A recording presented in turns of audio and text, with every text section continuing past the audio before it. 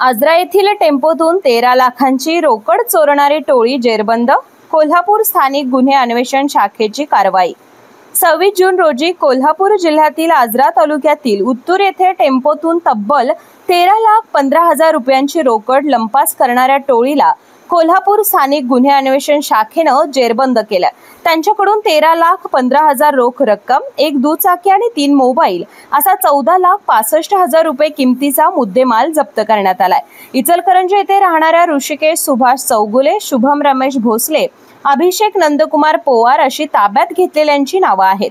पोलिसांकडून मिळालेल्या माहितीनुसार संबंधित टेम्पो मालक रवी हनुमंत माने हे नेहमी आपली माल वाहतूक करणारा टेम्पो घेऊन गोवा येथून आजरा उत्तूर मार्गे इचलकरंजीला येत असतात. या दरम्यान ते उत्तूर येथील छत्रपती शिवाजी महाराज चौकामध्ये जेवण करण्यासाठी थांबतात. याची सर्व माहिती घेऊन या तिघांच्या टोळीने पाळत ठेवली आणि 26 जून रोजी केबिन मधील रोख रकमेवर डल्ला मारून पसार झाले.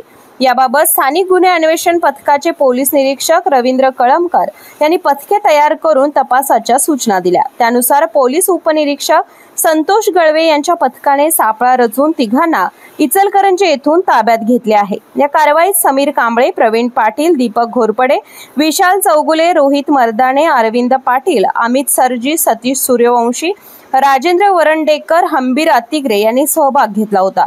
सध्या याबाबतचा पुढील तपास आजरा पोलीस करीत आहेत.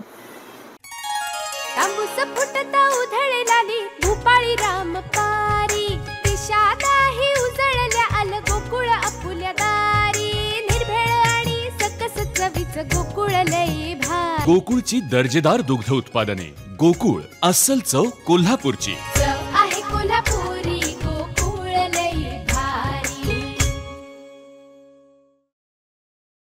अशाच नवनवीन अपडेट पाहण्यासाठी आमच्या कोल्हापुरी कारभार म्हणजेच KK न्यूज चॅनेलला सबस्क्राईब करा.